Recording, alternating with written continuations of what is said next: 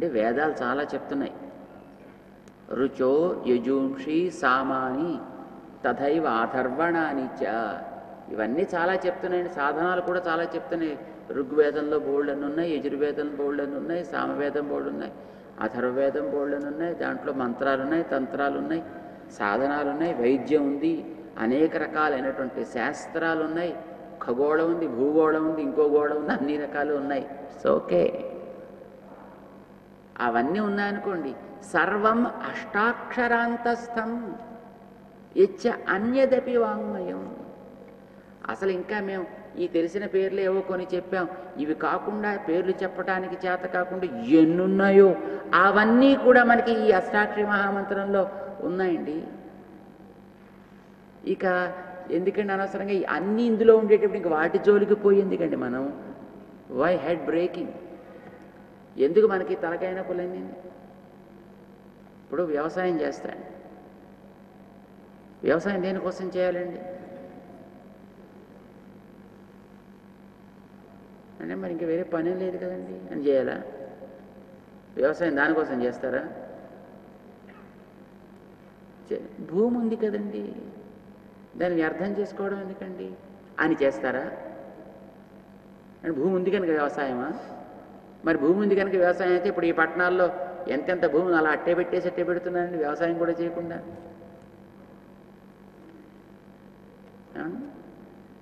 సిటీస్లో పెద్ద పెద్ద భూములు ఉండేటండి ఆసాములు, మరి ఆ భూమిని పొలం దున్నరు, సాగు చేయరు, అలా అట్టే పెడతారు. ఎందుకని? రేట్ పెరుగుతూ ఉంటుంది.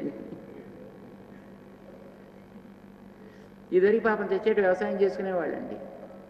ఎందుకు చేసేవారు ఇదివరకు అంటే దాన్ని కాస్త దున్ని సాగు చేసి పంట వేస్తే అందులోంచి రెండు ప్రయోజనాలు. ఒకటి మంచి ఆహారం వస్తుంది, రెండు చేతిలో 4 డబ్బులు వస్తాయి. ఆ డబ్బులు వచ్చిన తర్వాత కూడా మళ్ళీ కావాల్సింది మళ్ళీ ఆహారము సుఖాలేనే ఇస్తుంది కనుక భూమిని నమ్ముకుని ఉండేవారు. మరి ఇప్పుడు దేనికోసం సాగు చేయడం మానేశారు? రేట్. నువ్వు దాన్ని చచ్చేట్టుగా కూర్చుని ఓ 4 నెలలో 6 నెలలో దున్ని కలుపు తీసి ఎరువులు వేసి నీళ్లు కట్టి దాన్ని కోతలు కోసి కుప్పలు నూర్చి కొట్టి ఇంటికి తెచ్చి ఆడించి ఇంత శ్రమపడి లేదా వాటిని బజార్లోకి అమ్మి ఈ చేస్తే వచ్చేటువంటి డబ్బు ఏదో ఇప్పుడు అక్కర లేకుండా వచ్చేస్తుంది.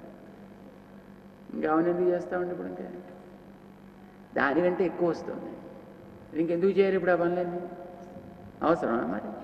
అందుకే మానేశారు. అంటే వ్యవసాయం చేసేది కూడా దేనికోసమని అంటే వచ్చేటటువంటి లాభాన్ని ఆశించి. మరి నీకు హాయిగా నువ్వు ఏం శ్రమ పడక్కర్ లేకుండా నీకు అది ఇచ్చేస్తావు అంటారనుకో, ఇంకా ఎవరైనా దానికోసం ప్రయత్నిస్తాటండి తెలివైన వాడైతేనే. అందుకే ఇప్పుడు తెలివైనవాడు వ్యవసాయాలు మానేసి కూర్చున్నాడు. కొన్ని దేశాలు ఉన్నాయండి, ఆ దేశాల్లో ఏడాదికి ఒకసారే పొలం దున్నాలి, ఒకే పంట పండించాలి, 2 పంటలు పండించడానికి వీల్లేదు. మరి 2వ పంట కూడా పండిస్తే ఇంకా కొంచెం లాభం ఎక్కువ వస్తుంది. నీకు ఆ 2వ పంట పండిస్తే వచ్చే లాభం ఎంతో మేము నీకు దున్నక్కర్ లేకుండానే మేము ఇచ్చేస్తామని ప్రభుత్వాలే వాళ్ళకి దున్నక్కర్ లేకుండా శ్రమ పడక్కర్ లేకుండా దానివల్ల వచ్చేటటువంటి ఆ లాభం ఎంతో దాన్ని వాళ్ళు డబ్బు కింద ఇచ్చేస్తారండి. ఎస్, అమెరికా లాంటి దేశాల్లో వాళ్ళు ఒకసారే దున్నడం, రెండోసారి దున్ననివ్వరు, భూసారం తగ్గిపోతుంది. కాక అంత పంట వాళ్ళకి అక్కర్లేదు, అందుకోసం వాళ్ళు 2వ పంట పండక్కర్లేకుండానే పండించక్కర్లేకుండానే రైతుకి అది పండించినప్పుడు కలిగే లాభం ఏదో దాన్ని వాళ్ళు కాంపెన్సేట్ చేసేస్తారండి. అట దాంతో వాళ్ళు ఒకసారి దున్నుతారు, మంచి పంటను పండిస్తారు. ఇప్పటికీ ఆ ఆచారం అక్కడ చక్కగా సాగుతోంది అని అక్కడ రైతులు చెప్తున్నారు. మరి శ్రమ పడక్కర్లేకుండానే నీకు దానివల్ల కలిగే లాభం ఇస్తా అన్నప్పుడు ఎవ్వడు శ్రమ పడాలి అని అనుకోడు. అనుకుంటే వాడిని పిచ్చోడు అంటావాడు.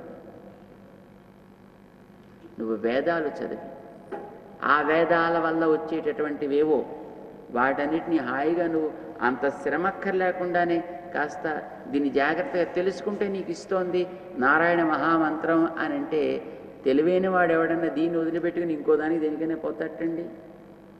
అడిగారు మన ఋషులు, కిం తత్ర బహుభిర్మంత్రై, ఎందుకయ్యా నీకు బోడని మంత్రాలు? కిం తత్ర బహుభిర్వ్రతై, ఎందుకు ఊరికే ఈ వ్రతాలు ఆ వ్రతాలని పేరు పెట్టి పాపం పొద్దు నుంచి రాత్రి దాకా ఉపవాసం, ఏదో రాత్రి నుంచి పొద్దున్న దాకా ఉపవాసం, అంతా ఎంత ఏదో 2 మెతుకులు పాపం తింటాం, అప్పటిదాకా పాపం ఏదో తడి బట్టలు కట్టుకుని పాపం అల్లా పాపం ఏదో రకరకాల శ్రమలు పడుతాం. మంత్రాన్ని చక్కగా నువ్వు జాగ్రత్తగా ఉపాసన చేయి, నీ ప్రాణ్యం లభిస్తుంది. కిం తత్ర బహుభిర్మంత్రై కిం తత్ర బహుభిర్వ్రతై నమో నారాయణాయేతి మంత్రః సర్వార్థ సాధకః. ఇదొక్కటి నువ్వు సవ్యంగా ఉపయోగించుకోగలిగితే చాలును, నీకు అన్ని లభిస్తాయి. ఇది నీకు కావలసినటువంటి వాటన్నిటిని 2 రకాలుగా ఇవ్వగలుగుతుంది అని చెప్తారండి. శబ్దశక్తితోటి నీకు కావలసినవి ఇస్తుంది, అర్ధశక్తితోటి నీకు కావలసిన వాటిని ఇస్తుంది. ఇప్పుడు కొంతమందికి ఏదో పని చేస్తే కానీ వాళ్ళకి చేసినట్టు పొందినట్టు అనిపించదండి. కొంతమందికి చక్కటి పరిపూర్ణమైనటువంటి విశ్వాసం కలిగితే చాలు వాళ్ళకి తృప్తి కలుగుతుంది. 2 రకాల వాళ్ళకి కావలసినట్టుగా ఇది ఉపయోగపడుతుంది.